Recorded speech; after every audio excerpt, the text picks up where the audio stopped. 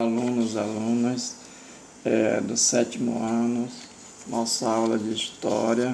Essa aula está dividida em duas partes. Assuntos, está no capítulo 2, povos, culturas africanas, malineses, bantos e urubais. Na aula anterior nós estávamos na Europa medieval, na Europa feudal. Aqui nós vamos estar agora na África. Nossa pista é Império Mali, Reino de Songhai, povos bantos, Reino do Congo, bantos no Brasil e urubais no Brasil. E vai da página 24 a 38. Aqui nessa primeira página tem características geográficas da África. Está dividida em 47 países atualmente, com 1,3 bilhão de habitantes. Aqui a distribuição desses povos com característica que às vezes tem a imagem que todos os africanos são negros. Isso não é verdade, mas isso menos importa. O que importa é que a África é importantíssima para o Brasil. Milhões de brasileiros são descendentes de africanos.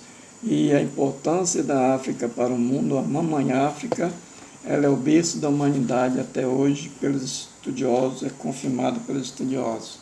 Então, a nossa origem é africana, e aí vamos nós. Na página seguinte, na página 25, nós vamos ver características ambientais. Nós não vamos aprofundar, nós só vamos falar algum destaque. Ó. Deserto, esse amarelo aqui. Floresta, esse verdinho. Savanas, vegetais, vegetação mediterrânea. E aqui os oásis, esses pontinhos aqui, oásis, são aqueles ambientes favoráveis a vidas no deserto. Então, aqui são aspectos ambientais, nós já vamos entrar exatamente no nosso assunto, para nós aprofundarmos. Vejam que a nossa proposta aqui é trazer uma orientação, principalmente de leitura. E aqui nós vamos para o Império Mali, na página 26, um dos impérios mais fortes que se organizou na África. Esse Império Mali, um dos maiores e mais duradouros da história da África. Exatamente, quem traz essas pistas desse império foi os griots. Quem eram os griots? Eram pessoas encarregadas de preservar a memória, preservar a história, costumes, hábitos de povos tradicionais da África. Eles eram tão importantes que o enterro deles era dentro de um baobá. Baobá é uma árvore considerada sagrada para o africano. E vamos aqui exatamente na profundidade de como surgiu esse Império Mali na página 27. Conta os griots que tudo começou com esse Sundiata Keita. Né? Ele era um príncipe e que seus guerreiros, na batalha com os seus opressores, outros povos, a Batalha de Quirina, em 1235, começou a organizar esse império. Aqui a região do império, né? O Império Mali. O Império Mali, século 13 a 15. No poder, Sundiata Keita, que é o príncipe, se converteu ao islamismo, religião criada por Maomé. E por quê? Porque os maiores mercadores eram islâmicos. Então ele se converteu exatamente para participar do comércio. No Mali, o imperador era a maior autoridade, porém, ele ouvia os seus auxiliares, que eram os conselheiros, o conselho, formado principalmente por pessoas mais idosas, os anciãos. E se ele precisava tomar decisão importante, ouvia também altos funcionários, chefe das forças armadas e o senhor do tesouro, responsável pela guarda dos depósitos de ouro, marfim, cobre e pedras preciosas. Aqui é a riqueza do Império Mali. Né? Nós vamos ver que eles vão desenvolver o comércio, mas também vão dominar a metalurgia, vão dominar a extração de ouro e assim por diante. Sundiata Keita procurou também proteger o império dos ataques dos berberes, que eram povos nômades que transitavam pela região. Esses berberes, eles não tinham uma organização, mas eles, de alguma forma, de acordo com Sundiata Keita, eram opressores. Né? Aí transferiu a capital para Niani, ou seja, foi organizando, que é uma dessas cidades importantes, Tombuctu, aqui embaixo tem várias dessas cidades. Então, nessa página aqui fala exatamente das cidades mais importantes, de Gené, Gao e Tombuctu, e Niani. Na página 29, nós vamos ver a economia malinesa, né? Eles eram agricultores, praticavam a agropecuária, ou seja, criavam animais e praticavam agricultura. O império era o maior produtor de ouro.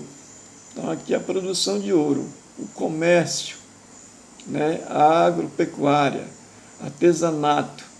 No Vale do Rio Níger, os malineses cultivavam arroz, milhete, que é um tipo de milho, inhame, que é um tipo de raiz, algodão e feijão.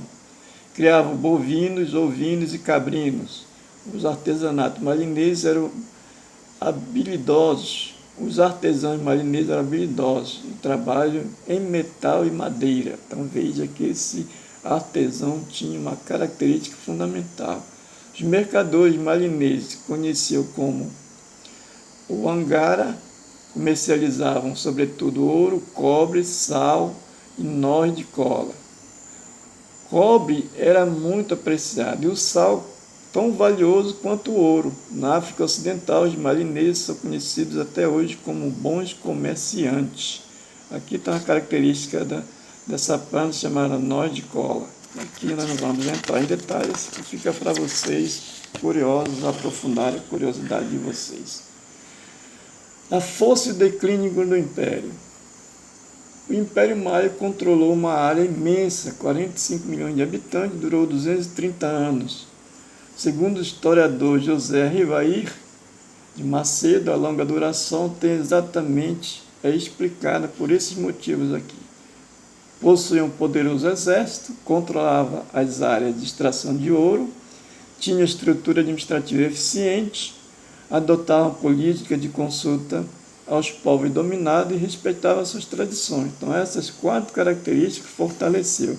Porém, entrou em declínio na metade do século XV, devido a conflitos entre seus líderes, ou seja, os líderes pós o Sundiata não se entenderam e esses líderes acabam levando ao declínio do Império. Com o declínio do Império surge o reino do Songhai.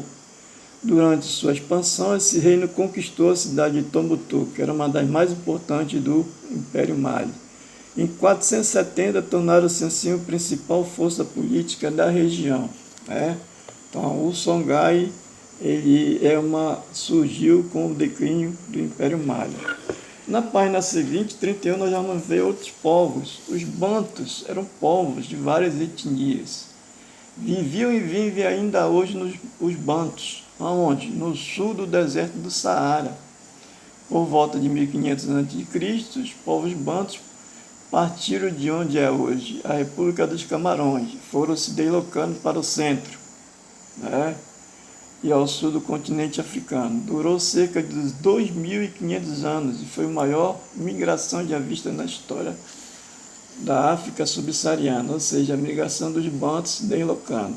Os bantus eram povos agricultores e tinham domínio da técnica de produção do ferro. Eles levavam vantagem aos povos que não dominavam a metalurgia. Assim, a região ocupada pelos bantus tornaram-se terra de agricultores e dominava a metalurgia. O reino do Congo é exatamente formado pelos bantus. Na bacia do rio Zaire, chamado de Congo, né? Aqui, ó, onde se formou o reino Congo, essa região aqui.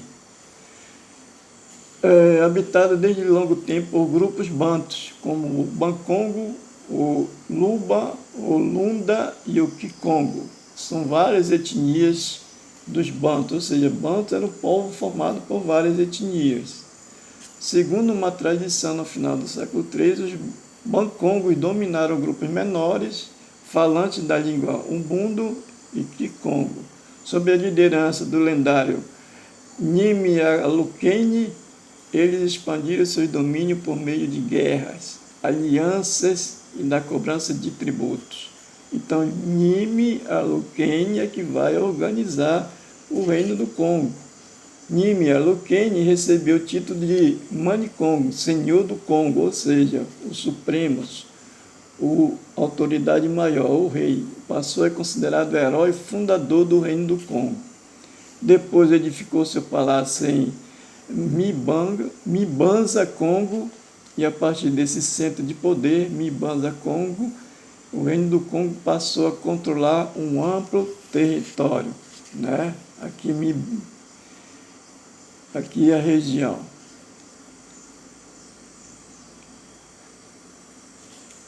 Aqui no lado, no mapa da página 33 está um mapa do Reino do Congo, né? Vamos voltar à página 32 só para fechar a página.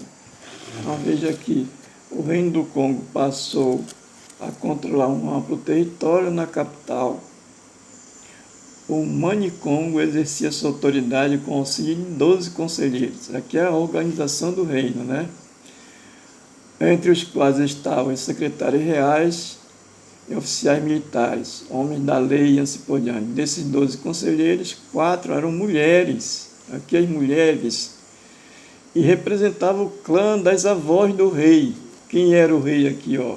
Nimi Alukene, né? Os congos conheciam técnicas apuradas de fusão do ferro, segundo a tradição fundador do reino do Congo, era um rei ferreiro, ou seja, o Nimi Alukene era ferreiro. Na página 33,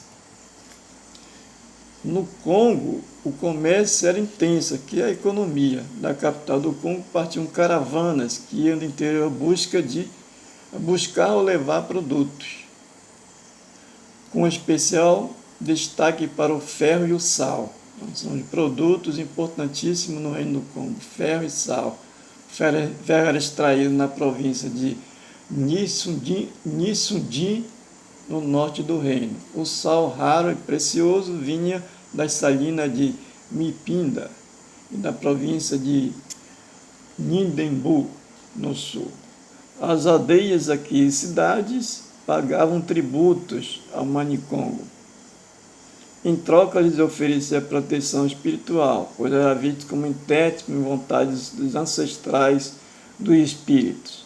Os tributos eram pagos em espécie: sorgo, vinho da palma, metais, frutas, gado, marfim e peles. E em dinheiro, a moeda do Congo era o mizimbu, uma espécie de concha marinha pescada na ilha de Luanda. Então, mizimbu era moeda e era uma concha. A exploração dessa concha era monopólio do rei, por isso que tem essa simbologia, esse significado como um valor maior. O Manicongo repartia parte dos bens arrecadados com líderes de linhagem das aldeias. Assim, uma aliança e o equilíbrio de poder no reino. Os bantus no Brasil. Nós vamos ver que os bantus, eles têm uma representação no Brasil. A maioria dos milhares de africanos entraram no Brasil no século XVI e XIX era falando da língua bantu. Então aqui o Kibundo, o Kikongo, o Umbundo. Isso ajuda a explicar essa linguagem. As que mais influenciaram o português falado no Brasil. Aqui as palavras, né, bantas, de origens africanas desse povo bantus. Ó, berimbau, caçula, canjica, carimbo, cochilo, dendê, fubá, giló, moleque, quitute, quiabo, samba, tudo são palavras de origens bantas, né, dessa região, desse povo, que termina e encerra essa primeira parte.